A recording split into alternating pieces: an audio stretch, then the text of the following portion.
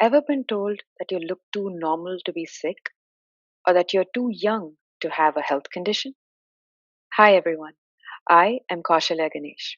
Today I'm going to talk about my work, making invisible entities visible, negotiating disclosure of invisible chronic conditions in the workplace. Invisible chronic conditions are health issues characterized by joint and muscle pain, fatigue, and other chronic invisible symptoms. Due to the nature of these symptoms, people find it difficult to communicate their pain and flare ups to others. In this study, I focused on understanding two such conditions: migraine and fibromyalgia. Why migraine and fibromyalgia? These two are interesting to study together as they represent two ends of a medical spectrum. Migraine is considered a neurological condition that affects over 39 million people in the United States and nearly a billion people worldwide. But despite being a clinical syndrome since the 1970s, fibromyalgia is still viewed as a mysterious label, and people tend to have their symptoms invalidated by even medical professionals.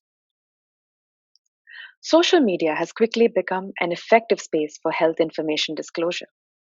Sharing sensitive health information on social media has been practiced on various platforms through campaigns like #MeToo and niche populations like women undergoing menopause.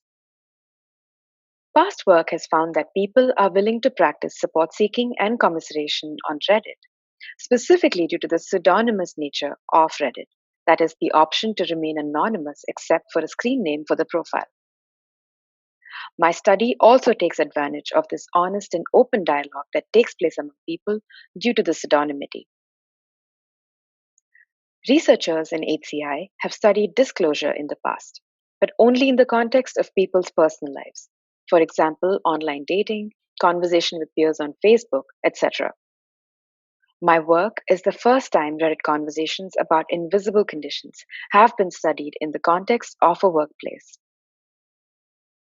Due to the invisible nature of conditions like depression and anxiety, past work in psychology and psychiatry has found that employees feel vulnerable about disclosure. Another study explored the advantage of disclosing stigmatic invisible conditions like HIV.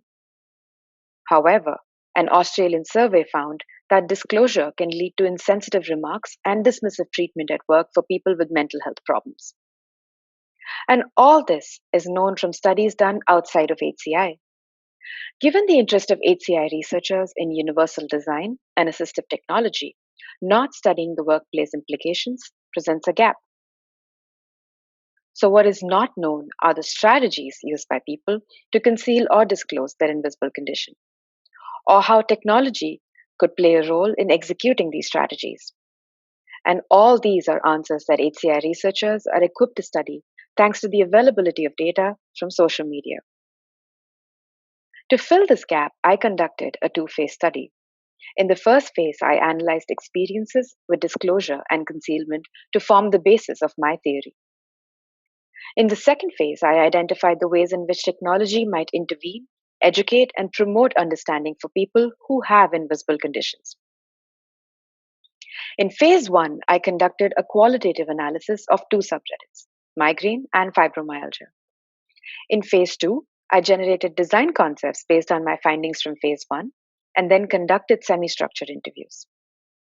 I will now share the methods and findings of phase one. I started the search for data by looking for subreddits that discussed invisible chronic pain. My final data set consisted of these two subreddits because they had rich and experiential data about work, relationships between coworkers and employees, coworker specific posts, and symptoms that cause difficulties in the office. I used a Python package to look for these specific search terms. Posts and comments related to the workplace experience of people with migraine or fibromyalgia were manually tagged to form a comprehensive list of codes, and these codes form my memos. I will share the findings of phase one through the journey of Dodi. Dodi has an invisible chronic condition and works in an organization with several other coworkers. Should Dodi conceal or disclose their invisible condition at work? Dodi's workplace experiences are impacted by three factors.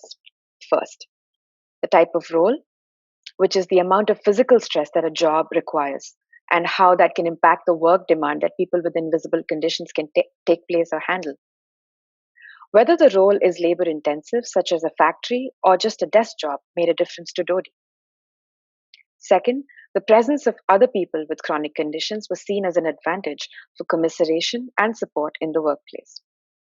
And finally, access to workplace support through options such as teleworking and additional leave also played a role in Dodi's decision to conceal or disclose. Then I examined the work done by employees to manage their condition in light of all these work demands in three ways: through informal disclosure among people at work, through formal disclosure that involves laws and official paperwork, or by keeping their invisible condition completely concealed. Disclosure is important for people because of the fact that effective disclosure can lead to support and commiseration at work. In this presentation, I will focus on the importance of concealing the invisible condition at work. Concealing followed the following strategies: the idea of keeping it together at work, hiding symptom management techniques, and obfuscating the real deal, that is, the symptoms. I will be focusing on hiding symptom management techniques for now. As this example demonstrates, others like Dodi kept inconspicuous things at work to help manage symptoms without having to really reveal anything to anybody. Things like fingerless gloves, warm sweaters, and snacks were things that Dodi could keep at work as well. Pain management techniques and measures to hide symptoms were important to those who preferred to conceal their condition at work. As seen in the earlier example, inconspicuous items, when people were in sight of others, were found to be really helpful. I also found example of how certain techniques are used to hide the pain. Such instances indicate that concealing invisible conditions is necessary for some. As you can see, somebody had to be on their feet in their cafe and then take a bathroom break to actually get a real break. So who is Dodi? Dodi is the dilemma of disclosure. Keeping all the strategies of first phase in mind, I decided to create design concepts in phase 2. The design concepts generated allow for avenues for effective disclosure or concealment of invisible conditions at work. In this phase, I went through multiple iterations of design concepts that are based on the strategies that I shared with you all earlier. An important factor to keep in mind as I started the second phase of the study was that disclosure is not a one-time conversation, nor is concealment an easy route without adequate access to manage chronic pain privately. I created 5 technological design concepts based on the themes and findings of phase 1.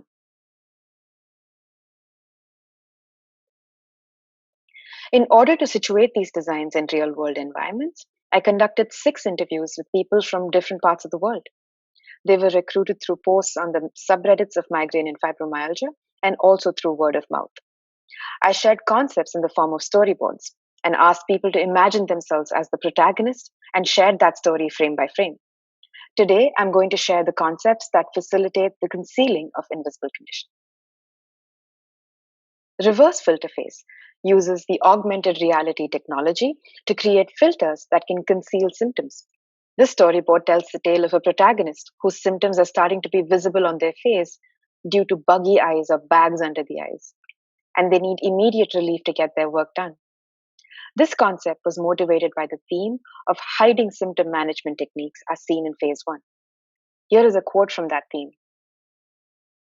I carry naproxen like active duty military carry weapons close to me in my bag. They get me home to actual migraine meds.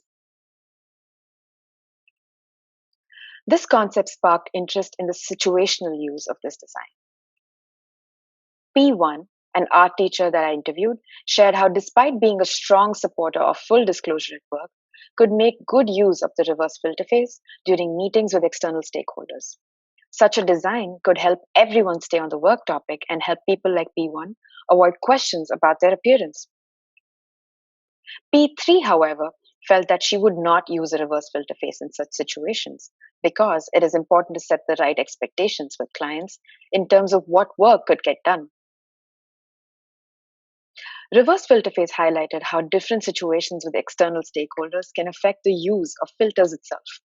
This idea was called reverse filter face because another concept for revealing involved filters to accentuate the symptoms, the reverse of this idea. And this is how invisible entities were made visible in this study. These were all the findings of the first phase.